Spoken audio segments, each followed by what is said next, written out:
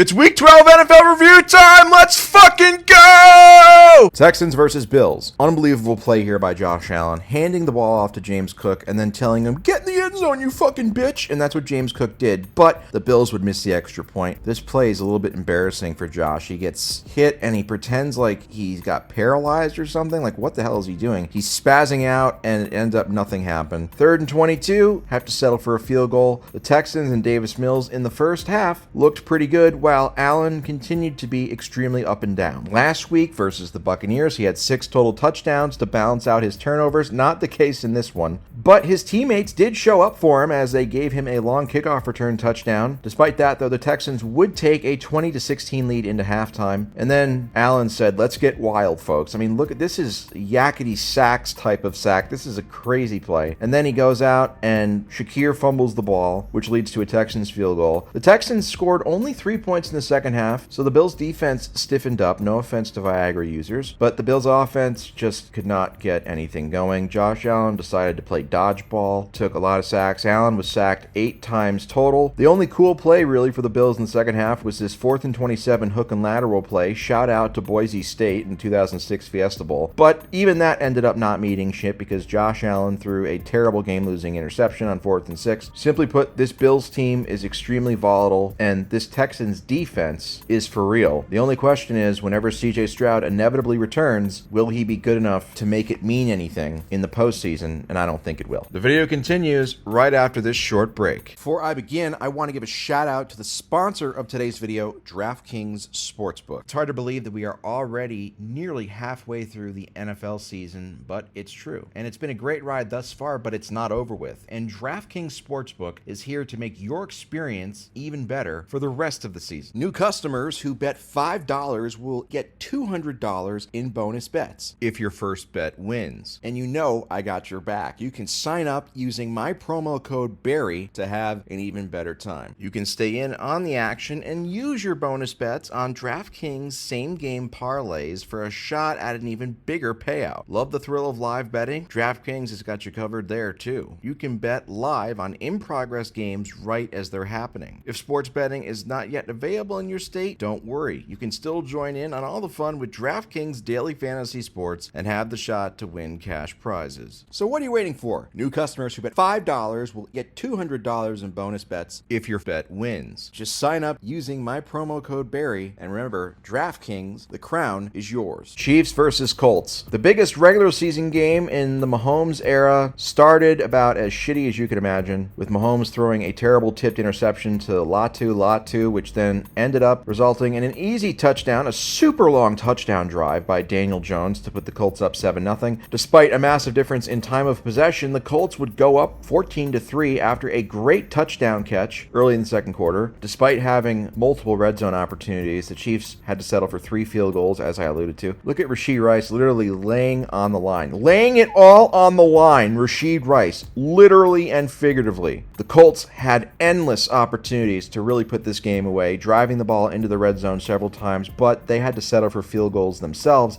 But even despite Shane Steichen's questionable play calling and Daniel Jones' shittiness in the second half, the Colts seemed like they were going to pull out a win after Kareem Hunt had a red zone fumble. This is the worst thing Kareem Hunt has ever done, but Daniel Jones reverted back to being the Daniel Jones we all know, and the Chiefs scored a touchdown and a 2-point conversion to go up 20-17. The teams then exchanged punts. Again, the Colts just could not find a way to put this game away. The Chiefs defense really did come through in the clutch for them, and finally, with several minutes left, Mahomes started looking like the Mahomes we're all accustomed to, converting several big plays. But even still, the Chiefs had to settle for a field goal to go into overtime. The Colts won the coin toss and took the ball first for some reason. Didn't score, and then after Mahomes made some more nice throws, future Fox News contributor Harrison Butker kicked the game-winning field goal to keep the Chiefs' playoff hopes alive at 6-5. Patriots Bengals. Fast forward to the second quarter, Drake May threw an incredible touchdown pass. Unfortunately, it was to the other team with this pick six, and not only did he throw the terrible pick six, but he also got the shit knocked out of him on the way down, but he would respond. Look at this tight window throw to Hunter Henry. That's the Josh McDaniels effect right there. And then Drake May willed his defense to have a pick six. I don't know how many times in NFL history a quarterback has thrown a pick six and benefited from a pick six in the same game. I reckon it's not a lot, but this was just a horrific throw by Joe Flacco. But this was a great throw by Drake May. However, the Patriots all game long struggled on the goal line. The Bengals came up with a goal line stop, but their offense could not capitalize. And really, the Patriots in the second half really sleepwalked to a win here. The Bengals made it somewhat competitive, making it 23-20 after another Flacco touchdown pass. And Flacco had a game-winning drive opportunity down 6, but his best efforts were for naught as the Patriots continue their fluky season to improve to 10-2, while Mike Vrabel looks like every stepdad in every Brazzers video ever made. Packers versus Vikings. Let's check in on J.J. McCarthy. Yeah, still very bad. A lot of the talk in Packerland is about Jordan Love and the offense. Are they good enough to win a championship? Well, they didn't have to worry about that on this particular day because the Vikings went out of their way to make their job insanely easy by fluffing punts, setting up super short fields. Really, once the Packers scored 10 points, that was enough to defeat J.J. McCarthy, who at this rate is looking like one of the worst first-round picks ever. Like, I'm talking about ever in the history of the sport. I mean, this guy is really, really bad. I mean,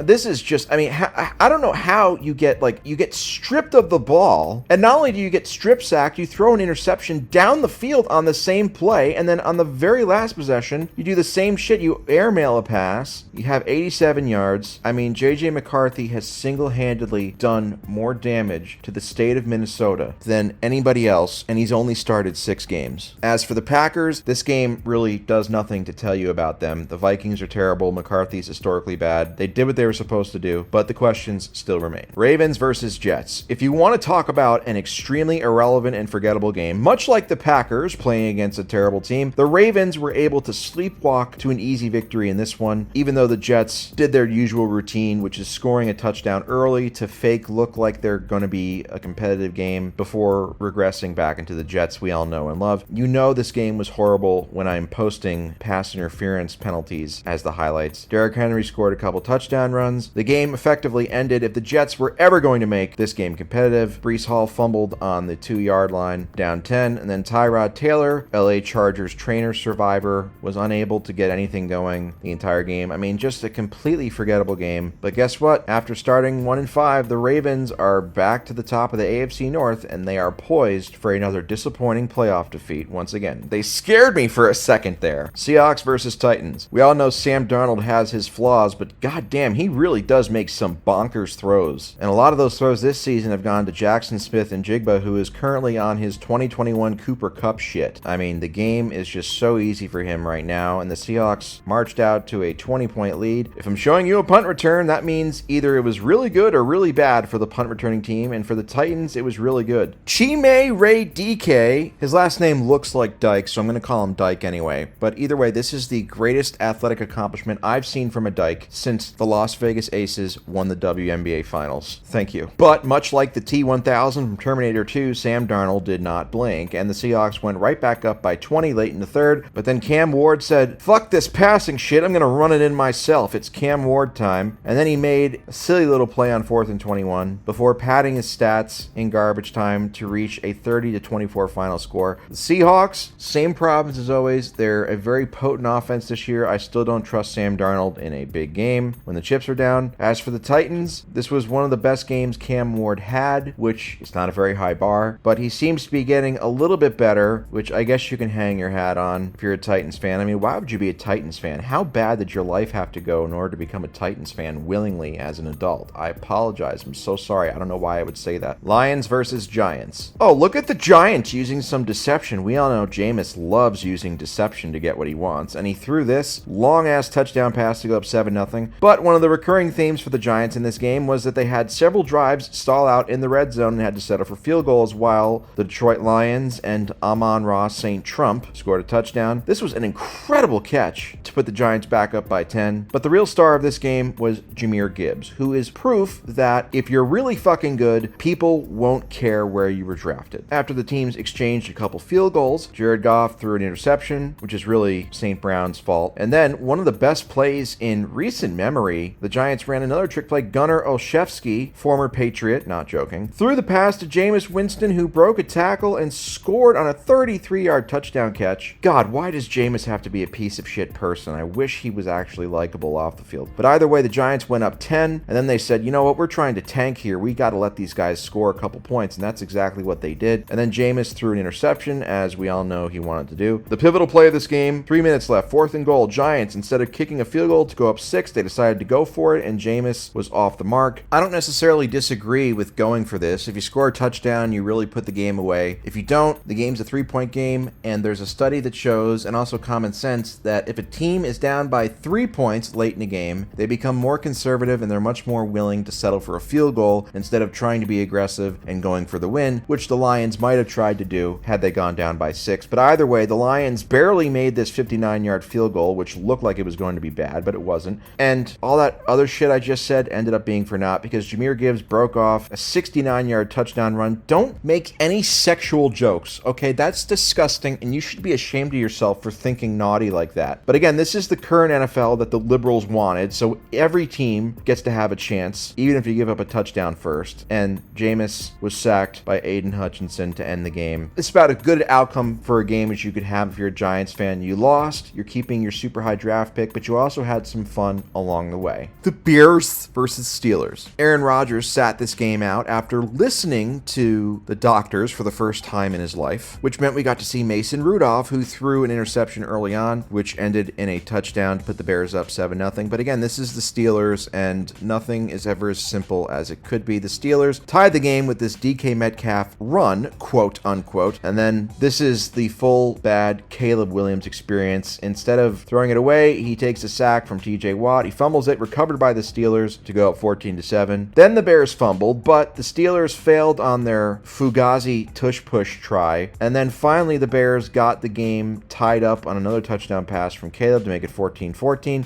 The Steelers doing a fake tush-push by Kenneth Gainwell, again, the greatest possible last name you could think of for an offensive football player, set up a 1-yard touchdown run by Jaylen Warren to put them up going into the halftime. But after some shenanigans, the Bears would retake the lead, going up 24-21. Mason Rudolph farted the ball out of his butthole, which resulted in another Bears touchdown to go up by 10. But nobody puts the Steelers in a corner, as Rudolph threw a touchdown to cut it to 3, and he would get a couple more chances to lead a game-tying touchdown drive, but the first one ended on a 3-and-out with a tipped pass, and then after forcing another punt, the game ended just on the verge of field goal range on another tipped pass to improve the Bears to 8-3 and drop the Steelers to 6-5. As I say every week, the Steelers are on pace to go 9-8 as expected, whereas the Bears continue to be not quite as good as their record. I keep waiting for their turnover luck to come back down to earth, and eventually I believe it will, but right now, enjoy, Bears fans. Browns versus Raiders. The Browns jumped out to an early 7-0 lead on a Wildcat formation, but this game will always be most known for Shedeur Sanders' first ever NFL start, and he started off looking pretty good with this great deep pass to set up another Wildcat touchdown to go up 14-0. But then this makes me so pissed. The Raiders used some deception and trickery to trick Shedeur into throwing an interception. This is racist. This is extremely racist. And then here's Shedeur. Like, they need to expand the field, okay? This pass should have been complete. This is not Shedeur's fault at all. And then this one, when Jerry Jeudy gets arrested by the FBI in a couple years for fixing games, this is the play people are going to look at. All bias aside, I think that this kneel down solidified Shedeur's spot as one of the 10 greatest quarterbacks of all time. Meanwhile, checking in on Geno Smith, yes, Geno Smith ate a lot of shit. I mean, this is just an unearthly play by Shedeur. He throws it on 3rd and 12, and then he motivates his running back to get the first down. You can't teach that type of moxie. 4th and 3 in field goal range with a chance to cut it to a 1-score game. They go for a touchdown and they miss it. Geno Smith, he said the haters wrote him off, but he didn't write back. Well, it looks like at this point he did write back. But in order to make Geno feel less shitty, Shedeur decided to make the same throw, only it ended in a field goal. And then this was, I mean, fuck. This is the greatest throw I've ever seen. Unbelievable. We talk about how Shedeur Sanders, he's inspired by Tom Brady. This is the Tom Brady check down of the week by far. I mean, the first career touchdown pass, it's just unbelievable. I just ruined my underwear, and I'm not afraid to talk about that. And yeah, the Raiders scored again, but who cares? The Browns win 24-10. Shedeur Sanders has the greatest winning percentage of any starting quarterback in the history of the sport, and you have a bunch of idiots saying that he stinks. Falcons versus Saints, aka the greatest sports rivalry that literally nobody outside of New Orleans or Atlanta gives a single fuck about. Consistent theme this year for the Saints, among all their crappiness, is Blake Grupe being atrocious. He is making under 70% of his field goals. That might have been good in 1955, but it's not anymore. I mean, the Saints are so bad, they're letting 2025 Kirk Cousins walk them down. At least most of the time. Of course, it's still Kirk Cousins, so he had to throw this interception off of Kyle Pitts' hands, which resulted in a pick six, which made this game somewhat competitive for a little bit. But then Grupe missed another field goal. The Saints are unironically trying out Justin Tucker for their kicker position. I mean, how bad do you have to be for that to be a sentence in 2025? And the Falcons went up by 9 at halftime. The Saints drove the ball and had 3rd and goal, but then Taysom Tebow from the 1 could not convert. Why not just run the ball? Seriously, why not just run the fucking ball? And then on another possession later, 3rd and goal, you're on the 1-inch line. Why are you in shotgun? Seriously, why do teams do this? The ball goes over Taysom Hill's head, and he throws it out of bounds to Manti Te'o's girlfriend. So the Saints had to settle for a field goal. Just terrible. And then Kirk Cousins had a great throw to Darnell Mooney to go up by 14. And then Tyler Shuck, who again is 26 years old. I literally fainted when I first found that out. I thought he was like 22 or 23 for a rookie. The Saints had multiple drives, as I said, and Shuck was not able to get anything going. And the Falcons won 24-10 to improve to 4-7. We all know the Saints are a lost cause, but it's incredible to me that the NFC South is so horrible. The Falcons are still technically in contention to win it. Jaguars versus Cardinals. Among all Clemson players drafted by Jacksonville in 2021, Travis Etienne is the best one. And I'm not lying. I'm really not. This game was the most Jaguars game imaginable and the most Trevor Lawrence game imaginable. He gets hit, he gets popped up in the air in return for a pick six by a big boy to make it a 7-7 game. Fast forward towards the end of the first half. This is the sequence the Cardinals want back. They're up by 4. Brissett has a guy wide open and he throws him out of bounds. And then they settle for a field goal and they miss the field goal from 33 yards away. This kicker should be put in the electric chair. No offense. A part of you can't help but feel bad for Trevor Lawrence because he went out of his way to make sure the Cardinals won this game, but the rest of his team, particularly Parker Washington, would not let him do it. Parker Washington might unironically be the Jaguars' best player this year, and I'm not even like I'm not joking when I say that. He has so many incredible punt returns and clutch moments. But anyway, here is the good Trevor Lawrence showing up for a drive which gave the Jaguars a 3-point lead. And oh, here's the bad version. Oh, you can't do that, Trevor. Not supposed to throw interceptions, but thankfully for him, the Cardinals could not capitalize on it because they are doo-doo. So the teams were just lollygagging back and forth. And then, oh God, Trevor, you're not supposed to do that. Threw his 3rd interception of the game. And the Cardinals did capitalize on this to go up by 4 with 7 minutes left. And whichever coach or teammate or staff member reminded Trevor Lawrence that, hey, you played for the Jaguars before this drive is super clutch, because then Trevor Lawrence was like, hey, you know what? I actually should be trying to win this game for the team wearing white jerseys. And so he threw this great touchdown pass to go up by 3. And then this game got really wild towards the end. The Cardinals had a couple chances to try and tie the game, and they did, but they could have won the game if Brissett had just laid this pass out a little bit more. They had to settle for a field goal. It goes into overtime. Jacksonville might have scored a touchdown if not for this receiver not looking out for the ball, but they still kicked a field goal to go up by 3. And on 4th and 4, right on the verge of field goal range, you don't need to go for the home run here. You can just get 5 yards, but Brissett went for it all and he missed it, and the Jaguars continue to somehow find a way to win games. I keep waiting for them to fall off, but they just keep finding ways to win games in spite of Trevor Lawrence doing everything he can to do otherwise. But this entire season is a season from the upside down, so I'm fully prepared to see the Jaguars in the playoffs and not Kansas City. Cowboys versus Eagles. Here's the game I know a lot of you guys have been waiting for, and the reason a lot of you people are watching this review. A lot of people were complaining that I glaze Jalen Hurts and the Eagles too much, which, I mean, I'm an Eagles fan and they win a lot of games, so what do you expect? But either way, you won't have to worry about that this week. The Eagles looked unbelievable going out to a 21-0 lead. They had an end zone interception on Dak Prescott, and then they proceeded to do literally nothing the rest of the game while the Cowboys slowly inched their way back. This was Super Bowl 51 redo, only it was in a Week 12 regular season game. The biggest problem for the Eagles this year is that they can't run the fucking ball. All season long, they've been terrible at running the ball. And the fourth quarter was just an insane comedy of inexcusable errors. Jake Elliott, we pay you to make these fucking field goals, and you miss. And then look at this play. Dak Prescott with a fucking YOLO ball, throws it up, and George Pickens, who's having an unbelievable season. I would have challenged this to see if he had control, but either way, here's a blatant hold on Jordan Davis that wasn't called on Dak Prescott's touchdown run. But you know what? That's fine with me, because this might be the first first time, finally, I've lost patience with Saquon Barkley.